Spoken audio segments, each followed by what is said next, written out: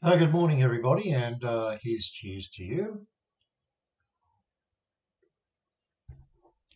Just having a morning coffee while I assess the races for Saturday.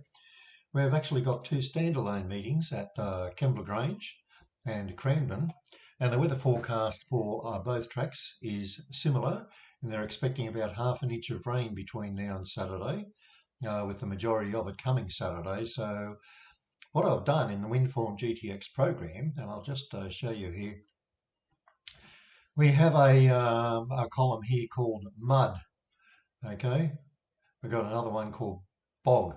So Mud is for slow tracks from slow 6 and 7, and Bog is for heavy tracks, which is the 8, 9, and 10.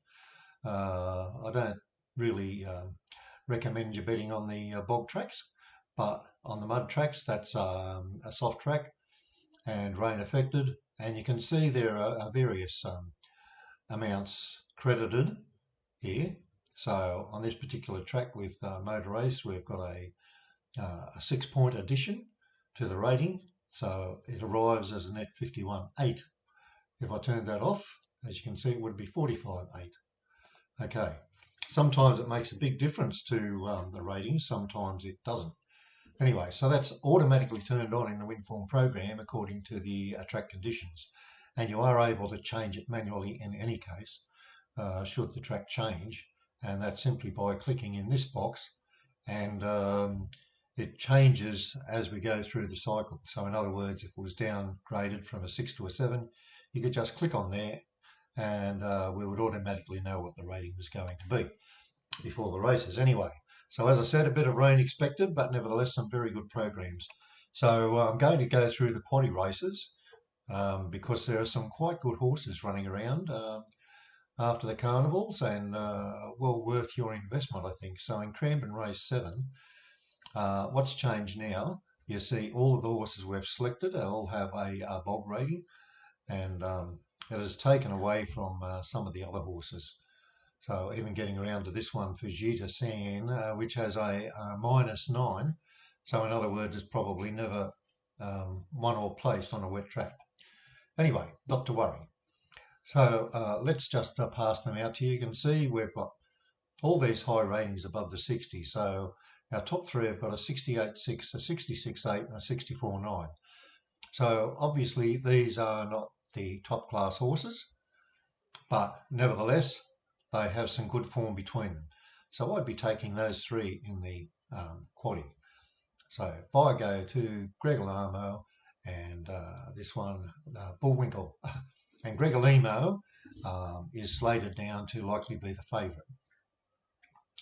In race 8, once again, all the horses on top have a very good wet track rating. So we're on Taunting, Midwest would be our two main chances. But once again, you've got some other good horses down here. You can see Twin Perfection even going down here. Has won lots of races, 5 wins from 13 starts. He's second up from a spell, and second up last time was only just beaten a Nostril. Anyway, the point is, the main thrust is going on the top three, which will be Taunting, Midwest, and Rich Fortune. Once we start putting a lot more horses in the quaddie, it becomes more expensive, more likely to win maybe, but nevertheless, the outlay becomes too big. And as you can see in this race, the expected prices for these top two is sort of mid-ish. Matter of fact, Midwest is the early favourite, and who knows which way it's going to go from there. Okay, race 9. What we've got here is Cranbourne Cup, and no surprises to see Euphoric come out on top. Lord Vladivostok, it's sort of been thereabouts. I'm not that excited about it. Pounding has been going okay, but is very poor on wet tracks. So therefore it's gone, and we're sticking with the ones in the 60s. So Euphoric here to shock, and Lord Vladivostok was beaten 6 lengths out of 8 starters at Flemington last start. Very disappointing. This was a better run, just beaten a bit under 2 lengths over the 1400, but nevertheless would probably be a good chance having at this distance, having had 12 starts for 3 wins and 5 placings. So this is his favourite distance. Even though he's a 7-year-old, he would have a bit of a chance. So I would take those top three here. In race 10,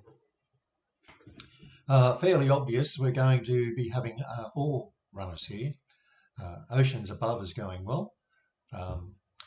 Even though it's second up this time, it's still going okay. So on top, I would have had Simeon, but with its inability in the mud, it's not that it can't win in the mud, I suppose. Let's just have a look at its form, see what it's done. On slow tracks, it's had 5 starts for 2 placings. On good tracks, 3 starts for a win and a second. Okay, and there's nothing overly wrong with that, so it's not broad enough to say don't back it. So I definitely have those 4 in. Let's go over to Kembla now, and we've got some good races here as well.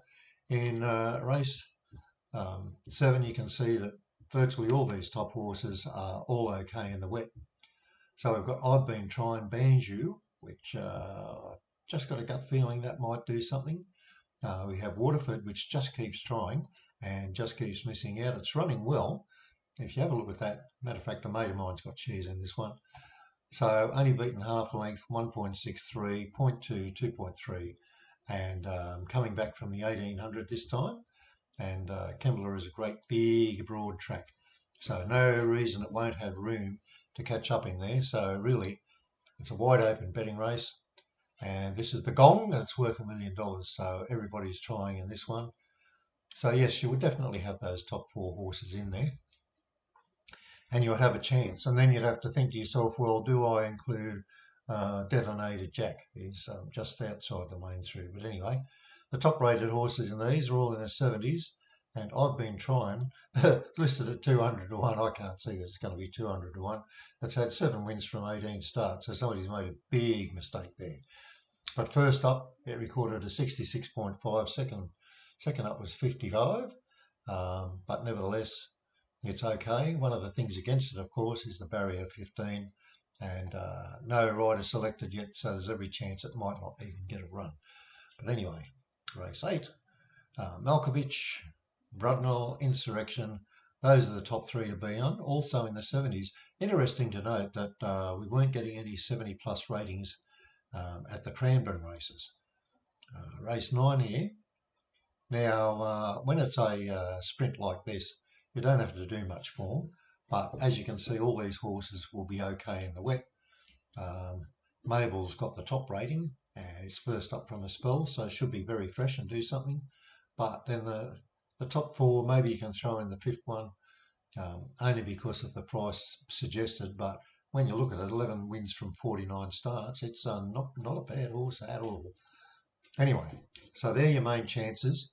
I would probably stick to these ones here that have got the highest mud rating. If it turns out that on the track on the day, I would suggest you see what the slow rating is. If it's closer to, say, a good 4 or soft 5, then perhaps you put more emphasis on Cecil Street Land, which would actually be on top.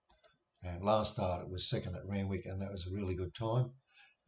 The only trouble is you're looking at something to lead all the way, but barrier 7 is a much better chance than anything else.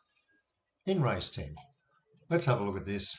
I'd only consider the top 3 rated horse. Once again, the top 2 have a good wet track rating, but they have high barrier penalties. So one's drawn 17, one's drawn 19, and from the 1400, that is a distinct advantage. And the third one was drawn 16.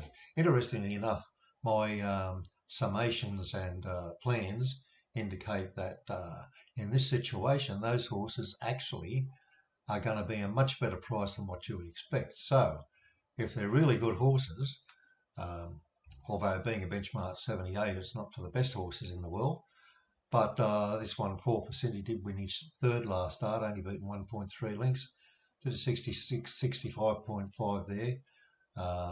Has one here on a soft 5, on a heavy 8 was no good. I'd suggest that 4 for Sydney from barrier 17, it's got McDonald on it. That would give it an advantage. Plus, it has speed to get across in the early part of the race. It's got quite good form and will be hard to beat under those circumstances. And the barrier 17 is probably going to give you an extra couple of points in the betting as to what it would have been otherwise. So, as we go to the finish here, I love this, don't you? I love this picture of these horses front on, and of course they're racing up there in, I think you can guess what race that would be. And it's way in the outback. Give you a clue. Anyway, not a worry, you can comment on that and you can put down where you think this race is. And they are absolutely flying. They could almost sprout rings. So there's the clue. Good luck, and thanks for watching, and don't forget to subscribe.